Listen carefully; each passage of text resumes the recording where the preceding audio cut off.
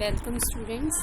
Our today's class 12th IP topic is related with the data frame, and we will see in today's topic how to select, how to display any data of a data frame.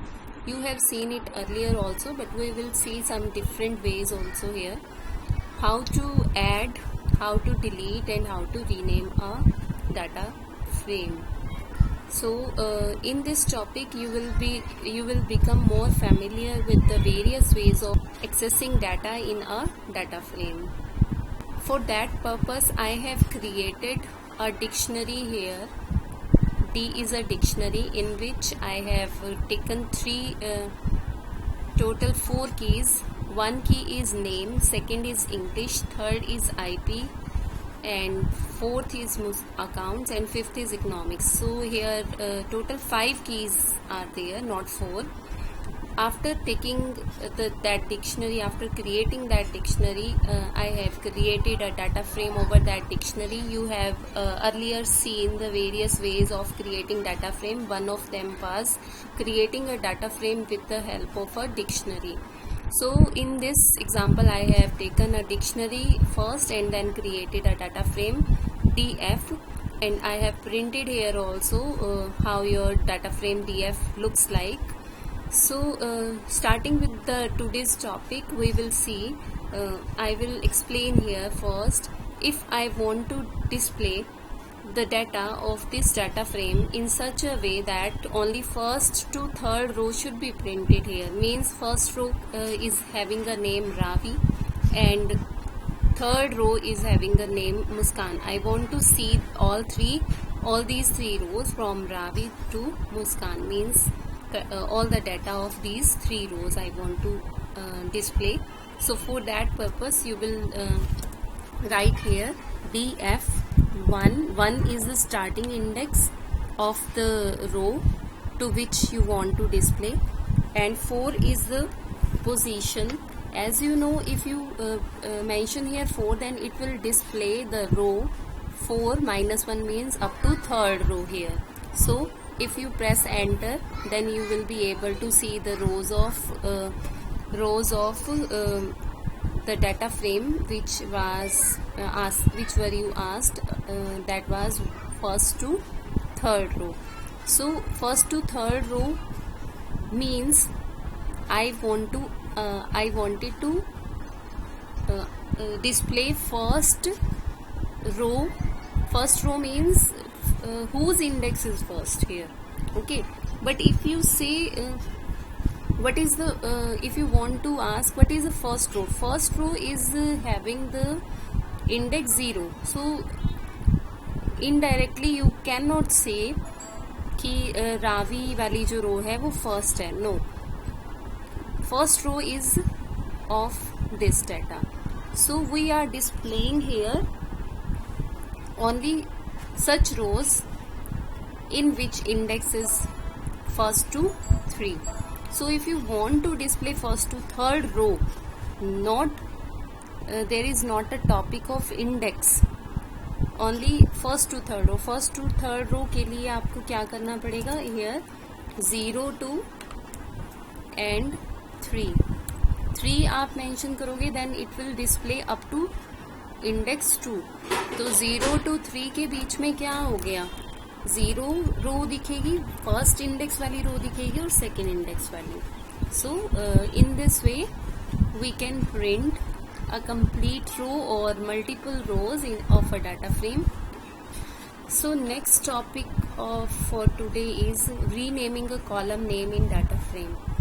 अगर आप किसी data frame के किसी column को rename करना चाहते हैं, जो आपको पहले नाम आपने रखा हुआ था कॉलम का, आपने उसकी जगह पे कोई और नाम डाटा फ्रेम में डिस्प्ले करवाना है, तो आपको उस पुराने नाम की बजाय नया नाम अगर आप दिखाना चाहते हैं, you want to display a new name against any column और all the column, then you can use a command df.columns equal to, उसके बाद आपने वो सारे कॉलम्स के नाम दे देने हैं जो नाम आप रखना चाहते हो. For example if I want to display name की जगह पर stu name, and for English आपका पहले आ रहा है ENG, पूरा इंग्लिश आ रहा है, तो आपने अगर आप डिस्प्ले करवा English in short, and if you want to display against it marks here. So in the same way IP marks, and आपने ये सारे ही उस सीक्वेंस में मेंशन करने हैं जिस सीक्वेंस में आपने डिस्प्ले करवाना है. सो आगे है accounts if for that you want to ACC marks, and in the same way eco marks.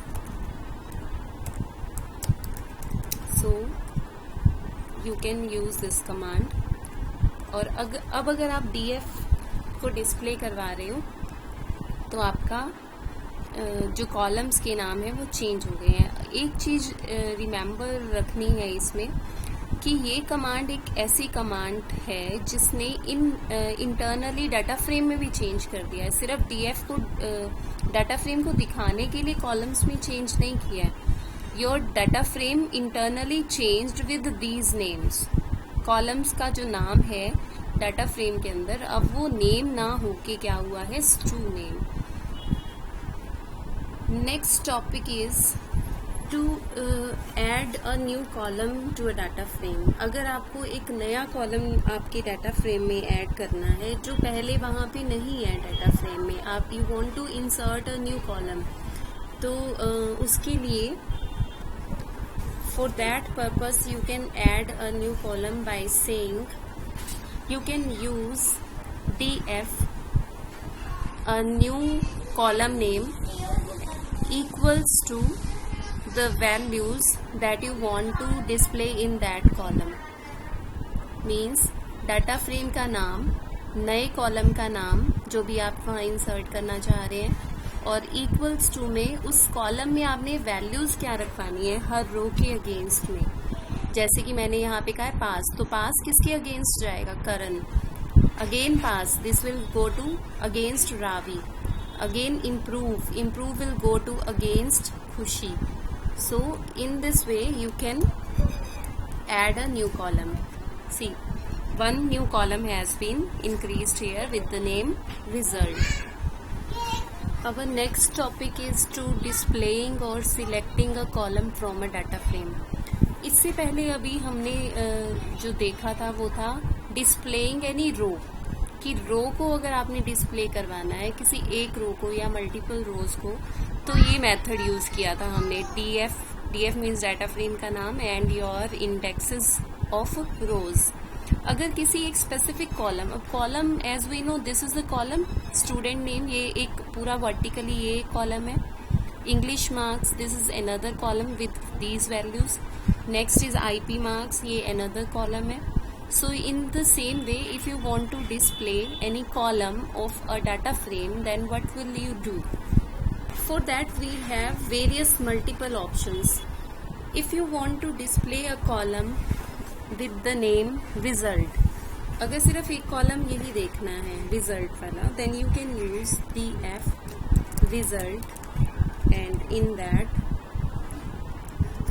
by saying enter, data frame का नाम और स्क्वायर ब्रैकेट्स में आपने एक कॉलम का नाम मेंशन कर देना है जो भी आप डिस्प्ले करवाना चाहते हैं. तो one method was this to display a single column if you want to display a single column.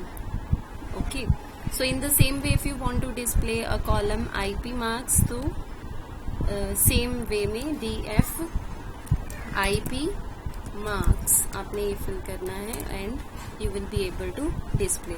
Your complete data frame is now as such. अब नेक्स्ट मेथड जो है that is ILOC. I stands for I means I यहाँ पर आपका numeric indexing के लिए है. Means अब अगर मुझे ILOC एक है फंक्शन भी नहीं कहेंगे, एक एट्रीब्यूट है LOC that you can use over a data frame, and another is ILOC. तो अगर ILOC को आप यूज करना चाहते हैं तो उसको यूज करने के लिए आपको थोड़ा सा एरे NumPy एरे के 2 डायमेंशनल एरे का स्ट्रक्चर थोड़ा ध्यान में रखना पड़ेगा कि उसमें हमने डाटा को कैसे डिस्प्ले करवाया था। उसमें हमने रोज एंड कॉलम्स, उसकी जो स्लाइसिंग की थी 2 डायमेंशनल एरे की, we have done over 2 dimensional array कुछ इस तरह से की थी। फॉर एग्जांपल अगर ए आपका एरे है तो आपने कुछ ऐसा किया था उसके अंदर कि पहले आपने रोज मेंशन की कि कौन सी दिखानी है, और फिर आपने कॉलम्स मेंशन किए कौन से दिखाने हैं, कुछ इस तरह से। तो सेम इस कुछ ऐसा सा ही format you can use over data frame with ILOC। So I want to display all the rows, but columns जो हैं वो मुझे सारे नहीं दिखाने हैं। कॉलम्स मुझे दिखाने हैं two name and English marks only, means starting के 2 कॉलम्स दिखाने हैं और रोज आपकी सारी विजिबल होनी चाहिए। सो DF.ILOC क्या डिस्प्ले करवाना है, यू शुड रिमेम्बर, रोज सारी होनी चाहिए। तो रोज अगर आपने सारी डिस्प्ले करवानी है तो आपने कॉलन लगा देना है, बस इसका मतलब है सारी रोज दिखेंगी। और फिर कॉमा के बाद आपने मेंशन करना है कॉलम्स कौन कौन से विजिबल होने चाहिए। तो कॉलम्स मैंने मेंशन किया किसमें, एक लिस्ट में। पहले कहा फर्स्ट कॉलम क्या है, स्टू नेम, नहीं सॉरी, हम ILOC को यूज करें तो हमने इसमें इंटीजर इंडेक्सेस देने हैं। तो इसका इंडेक्स क्या होगा, स्टू नेम का 0, इसका 1, इसका 2, बाय डिफॉल्ट मतलब इसकी नंबरिंग अगर सोची जाए तो क्या रहेगी 0, इसकी 1 2 3 4 5 जैसे हमारी रोज की होती है। तो मुझे सिर्फ स्टार्टिंग के 2 कॉलम्स देखने हैं, then you can say 0 colon 3 here and bracket close. ओ यहाँ पे आएगा कॉमा कि हमने कौन कौन से कॉलम्स देखने हैं, 0 and 1, ऐसे। ओके, ये एक लिस्ट की फॉर्म में दिया। अब अगर मुझे सेम क्वेश्चन करना है बट कॉलन को यूज करके करना है, then you can use here 0 colon 3, sorry 2, क्योंकि हमने 0 and 1 को दिखाना है सिर्फ, stu name and English marks को। ये सो इस ILOC में जो फर्स्ट कॉलन है, ये इस स्टेटमेंट को अगर एक्सप्लेन करें, हम समझें तो इसमें हो क्या रहा है। जो फर्स्ट कॉलन है, this is its meaning is all rows will be displayed. Rows means ये सारी, ये सारी रोज हैं। जो सेकंड है उसके बाद कॉमा के बाद हमने मेंशन किया 0 colon 2 मीन्स कॉलम्स। ये this is for your rows and this is for your column. So column कौन सा दिखेगा, 0 इंडेक्स वाला, 1 इंडेक्स वाला, not that of 2। So 0 and 1 index पे जो आपके कॉलम्स हैं वो डिस्प्ले होंगे। So in the same way if you want to display कि रोज आपको सारी देखनी है और कॉलम्स जो देखने हैं वो आपके 3rd and 4th कॉलम देखने हैं। सो 3rd and 4th कॉलम का आपका इंडेक्स क्या रहेगा, 3rd का इंडेक्स होगा 2 और 4th का इंडेक्स होगा 3, बट 3 लिखोगे तो एक ही कॉलम दिखेगा, तो 4 लिखना पड़ेगा। मीन्स अब ये डिस्प्ले करेगा आपकी सारी रोज, और जो कॉलम होगा आपका 3rd कॉलम, मतलब 2 इंडेक्स के साथ 3rd column and 4th column. So 3rd column and 4th column एक बार चेक कर लेते हैं क्या था। यही था IP marks and ACC accounts marks.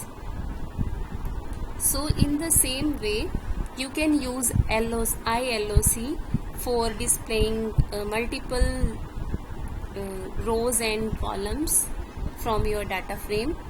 अगर आपको एक एग्जाम्पल और देख लेते हैं, if you want to display the data of 2nd and 3rd row, ये देखना है, और कॉलम्स आपके आने चाहिए स्टार्टिंग के 2। देन यू कैन यूज, अब ये जो कॉलम स्टार्टिंग का कॉलम था, ये इसकी वजह से आपको सारी रोज दिख रही थी। हमने सारी नहीं देखनी है, आपने सेकेंड एंड थर्ड की देखनी है। Then you can say 2 and 3, 2 and 3 कैसे होगा जब आप 2 to 4 पे जाएंगे। एंड कॉलम्स आपने देखने हैं स्टार्टिंग के 2। Then you should have to say 0 colon 2, तो एक कम चलेगा पीछे। और इसमें अब आपको सारी रोज नहीं दिखेंगी, आपको रोज जो दिखेंगी वो दिखेंगी सेकंड एंड थर्ड। अब ये प्रॉब्लम वही आ गई है, सेकंड एंड थर्ड रोज नहीं होंगी, ये सेकंड एंड थर्ड इंडेक्स रोज होंगी। मीन्स जिसका इंडेक्स सेकंड एंड थर्ड होगा वो रोज होंगी, और कॉलम जो होंगे वो आपको फर्स्ट एंड सेकंड कॉलम दिखेगा, फर्स्ट एंड सेकंड जो आपके डाटा फ्रेम में है। देखिए, this was your data, this one, ये इतना डाटा दिखा। So in this way you can use ILOC for displaying a data from the data frame. So our next topic is deleting a column from a data frame. कि अगर आपको कोई data frame delete करना पड़ जाए, data frame से column delete करना पड़ जाए, then you can have various methods for that purpose. One is use of del. Del is a keyword. अब वो देखने के लिए first you should be able to display your data frame. आपका डाटा फ्रेम ये है, मुझे इसमें से इको मार्क्स का जो कॉलम है वो कंप्लीट डिलीट करना है, रिमूव करना है। Then you can, one option is using del keyword. You can use del with this in this way, del data frame name and give the column name which you want to delete. सो अगर आप DF दिखाएंगे तो अब result नाम का column इसमें से remove हो गया है। And there is one more way of deleting a column from the data frame. If I want to delete this column eco marks, और वो सेकेंड मेथड है रिमूव करने का, पॉप फंक्शन। अब del क्या था, एक कीवर्ड था, but pop is a function that can be used over a data frame. तो उसके लिए हमें df डॉट पॉप लिखना है और फिर मेंशन करना है स्मॉल ब्रैकेट में आपकी कॉलम का नाम जिसको आपने रिमूव करना है। मुझे रिमूव करना है इको मार्क्स इसको। सो पॉप में और del में सिर्फ इतना फर्क है कि del ने डायरेक्टली रिमूव कर दिया, आपको दिखाया नहीं क्या रिमूव किया, बट पॉप ने पहले आपको दिखाया और फिर उसको रिमूव भी कर दिया। अब आप चेक करोगे अगर डाटा फ्रेम को तो DF आपका ऐसा दिख रहा है जिसमें से इको मार्क्स का कॉलम रिमूव हो गया। There is one more function that you can use over over data frame for removing a column, and that is drop.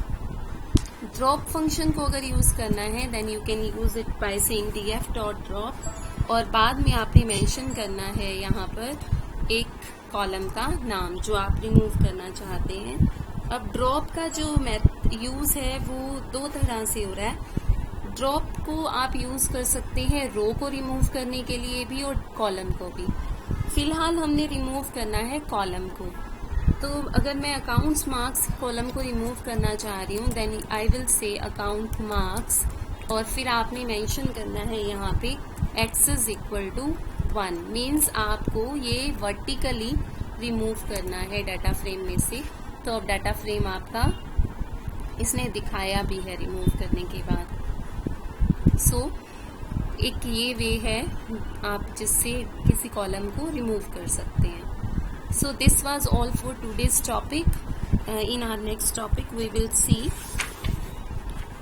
how to remove any row from the data frame, or we will see various binary operations